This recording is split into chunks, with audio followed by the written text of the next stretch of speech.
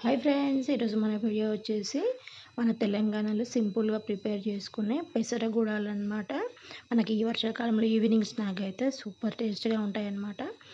అది ఎలా ప్రిపేర్ చేసుకోవాలి ఈ వీడియోలో అయితే చూసేద్దాం. హాయ్ ఫ్రెండ్స్, నా పేరు Varuna. Welcome to our channel Telangana Dawat. So friends, ఇక్కడైతే ముందు నేను పెసర్లు అయితే ఒక 3-4 సార్లు నీట్గా కడిగేసి దాదాపు ఒక 2-3 గంటలు అయితే నేను నానబెట్టాను అనమాట. ఎందుకంటే మనం నానబెడితే అనేది తొందరగా ఉడికిపోతాయి అన్నమాట మనకి పెసర్లు అనేవి. అందుకని నేనైతే ఒక 2-3 గంటలు నానబెట్టాను. మనకు కుక్కర్ అవసరం లేకుండానే ఈజీగా ఉడికిపోతాయి అన్నమాట. సో ఇక్కడ ఒక 2-3 గంటల తర్వాత హాఫ్ టీ స్పూన్ అంతా సాల్ట్ యాడ్ చేసి ఇక్కడైతే నేను స్టవ్ పైన పెడుతున్నాను అనమాట మన పెసర్లను అయితే.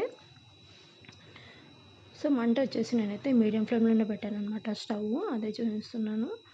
సో మనకి ఒక 8 నిమిషాల లోపలైతే మనకి ఉడికిపోతాయి అన్నమాట పెసర్లు అనేవి. సో ఇక్కడైతే మన పెసర్లు ఉడికిపోయాయి కదా, నీళ్ళు వార్చేసి పక్కన పెట్టుకోండి. సో ఇక్కడ వచ్చేసి ఒక టేబుల్ స్పూన్ అంతా ఆయిల్ వేసాను అనమాట ప్యాన్ పెట్టి. దాంట్లో జీలకర్ర, తర్వాత చిన్నగా తరిగిన పచ్చిమిరపకాయలు. మీరు తక్కువ యాడ్ చేసుకుంటే, కారం తక్కువ కావాలనుకుంటే పచ్చిమిరపకాయలు తక్కువ కూడా యాడ్ చేసుకోవచ్చు అనమాట. ఎందుకంటే మనం ఇంకా కారం పొడి యాడ్ చేయట్లేదు కదా, సో అందుకని పచ్చిమిరపకాయలు నేను ఎక్కువ వేసాను అనమాట. తర్వాత వచ్చి వెల్లుల్లి రెబ్బలు కొంచెం కచ్చపచ్చగా దంచేసాను అనమాట. అవి ఈ తాలింపులు బాగుంటాయి, చాలా బాగుంటాయి అనమాట. అవి మనకి పెసర్ల తాలింపు కానీ శనగ గుడాలు చేసినప్పుడు కానీ చాలా బాగుంటాయి అవి. సో ఇక్కడ వచ్చేసి తరిగిన కరివేపాకు అనమాట. సో ఇది కూడా చాలా బాగుంటుంది మనకి ఈ పెసర గుడాలలో అనమాట. సో మరీ మాడనియకండి, అవి కొంచెం వేగితే మనకి సరిపోతుంది అనమాట. నేనైతే పెసర్ల నుంచి మొత్తం అయితే వాటర్ తీసేసాను అనమాట. దాంట్లో ఇప్పుడే ఆ పెసర్లను యాడ్ చేసేస్తున్నాను.